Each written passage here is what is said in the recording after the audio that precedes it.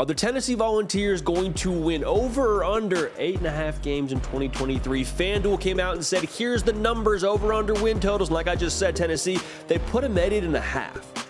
And if you're a Tennessee Volunteer fan, you're saying, that feels just a little bit low, Buster. It feels like a little bit low. When we went double-digit wins last year, Orange Bowl champs, you feel me? Like, that feels a little bit low from what we did a season ago. Now, I actually lean towards what you're saying, but I'll just pump the brakes for a second, and let's talk this out a little bit more. If you think Tennessee is winning less than 8.5 games, so 8 or less by process of what mathematics is, and mathematics, we're getting fancy here, but you hear what I'm saying? To be fair, you lose quite a bit. Jalen Hyatt. A lot of people would say the best receiver in college football last year. Extremely productive. Double-digit touchdowns. Okay, he's gone. Lose your offensive coordinator. I understand it's Josh Heupel's offense, but you still lose the man who was your OC. Okay, that's gone. Hendon Hooker, your quarterback, he's gone. So while you might think this number is low, when you look at what Tennessee lost, it's hard to be enormously upset with that 8.5 figure. Now, here's what I would say.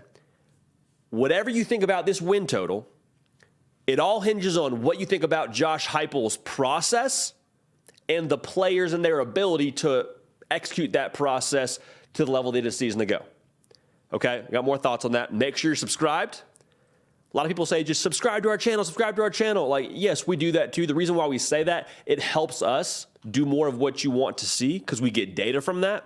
If you're subscribed, okay, you like to see X, Y, and Z video, we're going to take that intel and try and give it back to you in the best way possible, okay? So if you like the video, subscribe to the video, or the channel rather, huge boost. Also follow me on Instagram and on Twitter at JDPikel. Just helps us, again, hear from you. Great medium, so we appreciate that.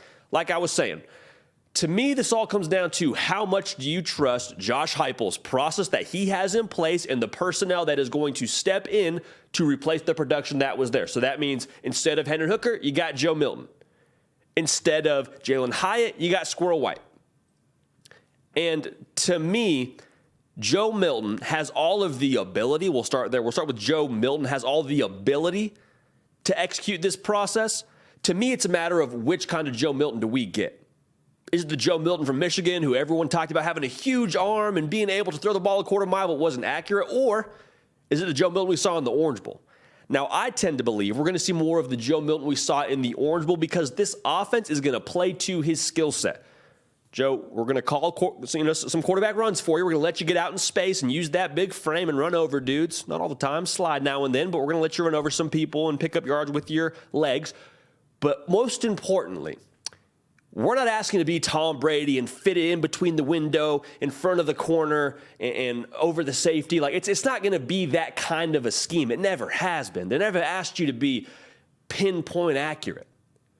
What you do need to do, though, is when those safeties creep up, and this is a tale as old as time on this program. For those of you who tuned in, I'm big on this concept. Safeties creep up, real estate on the back end, we got to cash in. When the pitcher throws us something hanging over the plate, low and slow, we got to just knock that thing out of the park, okay? Joe Milton, for my money, what I saw in the Orange Bowl and this Josh Heupel offense, he can do that for you. Can he do it consistently? I tend to say yes. And I have the Tennessee quarterback room as my number one quarterback room in the SEC right now, in large part because of how I feel about Joe Milton. And then going back to Squirrel White, you know how I feel about him too. On the catapult technology that these players wear during practice, tracking their output and tracking their speed. Squirrel White was clocked at 23 miles an hour. That's fast, y'all. I said it before, that's speeding in some neighborhoods, most neighborhoods, I would imagine. Squirrel White can get it done for you. You also have Brew McCoy. You have no shortage of weapons within this offense to execute to the level you did a season ago. All right? So the other part of that I would say then, if you have it on offense, as it calibrates, as it meshes early in the year, does your defense, and I've said this before as well, we're beating a dead horse here, is your defense able to just be ever so slightly better on the back end? They were good in that front, I say front seven, it wasn't always a front seven, but that linebacker defensive line area, are you solid there like you were a season ago? And can your secondary keep a lid on things? You don't got to be airtight, but can you keep us from getting beat deep and having the explosive plays be a factor for us? They did it at times last year. Kentucky, Clemson. There were also times where they looked very lackluster. South Carolina. Let's be real here. Let's call a spade a spade. That's what cost you a national, maybe a chance at a national title, but a college football playoff appearance at the very least, okay? So a little bit better on defense, got the pieces on offense. Here's where I fall into 8.5 wins.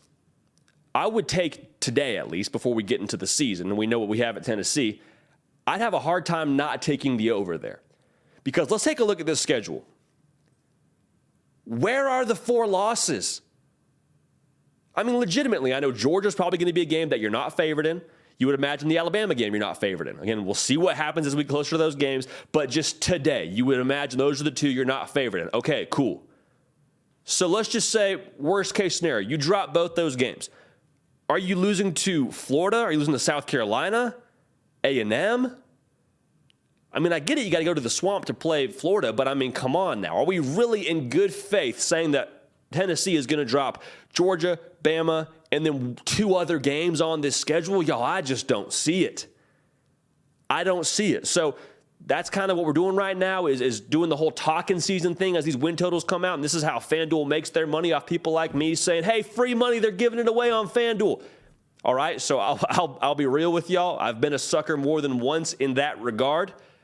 But when I look at the schedule, when I look at what Josh Heupel has in place, and when I look at the personnel on this roster, 8.5 wins, I'm taking the over.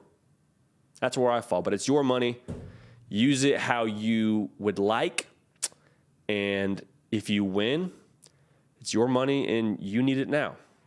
If you know, you know. Make sure you're locked in. Like I said, subscriptions just help us. So thank you in advance. Nick, Break, Lifting Heavy. This is your show. We love y'all, man. We're going to keep the party rolling. We will see y'all next time. Hey, y'all. Thanks so much for watching. Subscribe to the channel here to make sure you don't miss an episode of The Hard Count. Also, be sure to check out other videos on the On3 YouTube channel.